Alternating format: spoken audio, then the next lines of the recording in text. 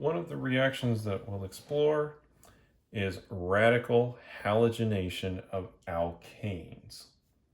So you may be wondering how we would synthesize some of these alkyl halides that we would use to, say, perhaps form a Grignard or do some other substitution reaction. And this is one of those ways to generate them. Now, you may already know that if we were to just take an alkane, such as cyclohexane, and add chlorine to it, and then patiently wait, we would get no reaction under these conditions. What we need is something to initiate a radical generation. And in this case, we will use some UV light. So again, this is just indicating that we're using photonic energy or light. Once we do that, we will be able to exchange one of those hydrogens for a chlorine. Of course, as I said hydrogen, I wrote it. And also then HCl here.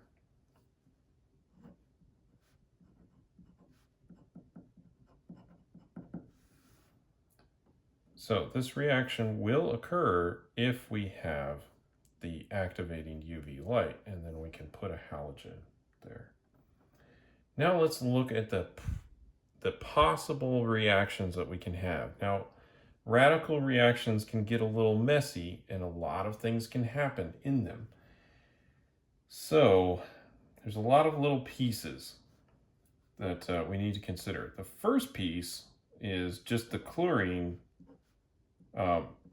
undergoing homolysis. And so we can draw that.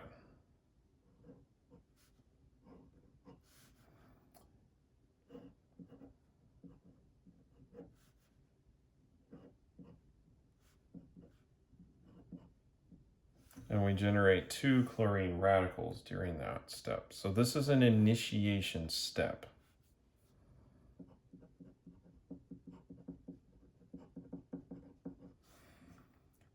Next, let's go over the propagation steps. This is where we keep that radical chain going. And there are several of these that we can consider.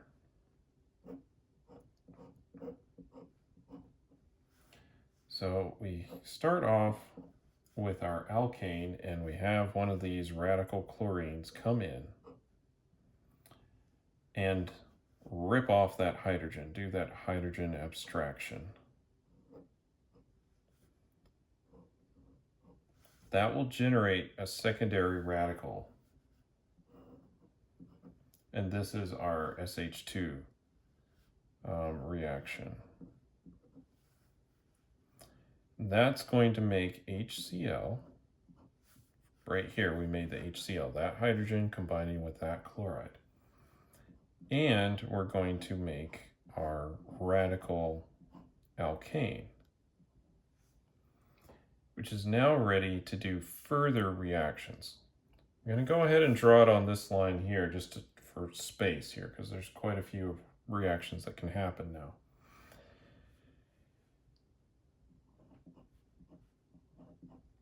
We can bring in another chlorine, and this radical can react with them.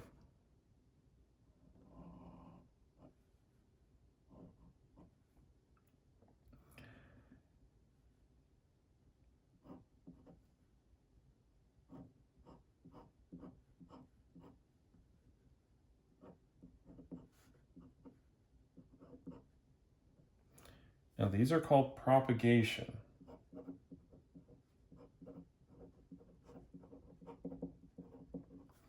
The reason why they're called propagation is because we start with a radical and then we generate a radical.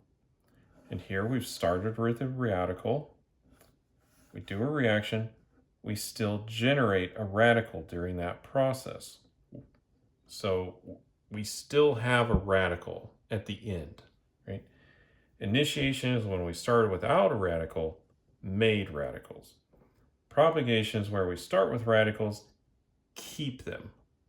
Not the same radical, but we keep a radical. And now we're going to go over the termination steps. This is where we take two radicals, combine them, and it will terminate the propagation, right? It will use up radicals.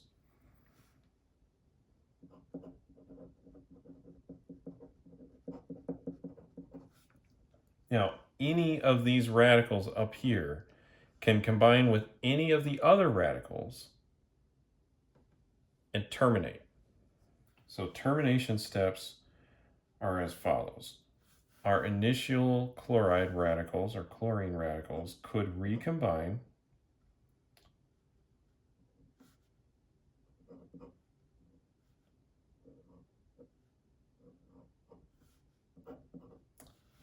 and that would regenerate chlorine. Radical coupling, right? We could also have our alkyl radical react with a chlorine radical, which will generate product, but it will terminate the radical chain.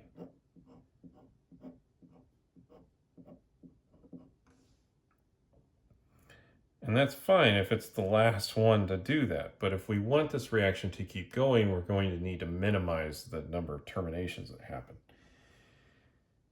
Now, there's also possible, although perhaps not super likely, because of the concentration of the alkyl radical that's in the solution. But since it's possible, I'm going to write it up here. It's possible for this radical, the alkyl radical, to find another alkyl radical and combine with it.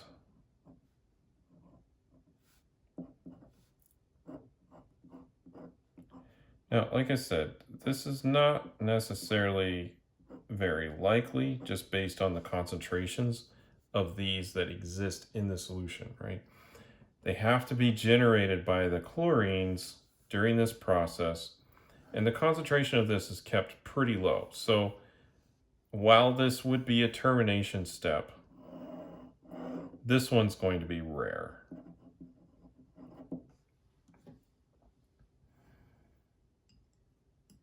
Now, we can put all of this together into a little cycle and kind of organize it so we can maybe better see what's happening. So we'll start off here with our initiation.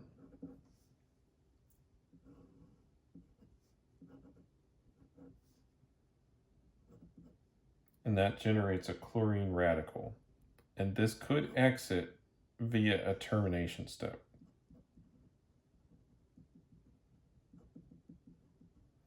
Actually, back to there.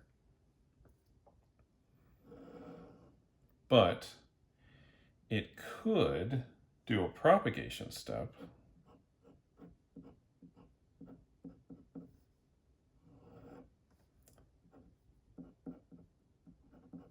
Generate HCl and this radical. And of course, anytime we have a radical, we could have a termination step.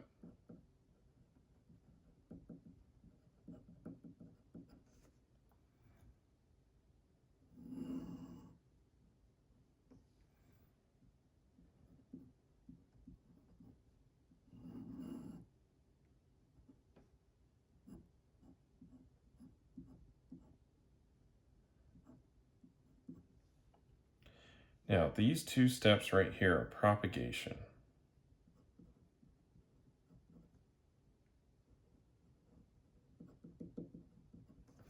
They take a radical, generate a radical, and then generate that radical again. Now, what's leaving the cycle here are the two products. So we enter with chlorine in either side of this and generate our halogenated alkane here, chlorocyclohexane, and we take cyclohexane and we generate HCl here, right? So our two products, HCl and our chlorinated alkane, are exiting this cycle. And as long as we're able to stay propagating, then this can continue. If termination overwhelms the propagation, then the reaction will halt. And of course, it can halt at really any time once that the reagents start being used up. So this is how we can conduct a radical halogenation of alkanes and a look at the mechanism. And admittedly, some of these mechanisms get a little complicated just because of all of the different radical reactions that can happen. There's lots of directions that these reactions can go. So sometimes it's nice to be able to draw a cycle to organize our thoughts.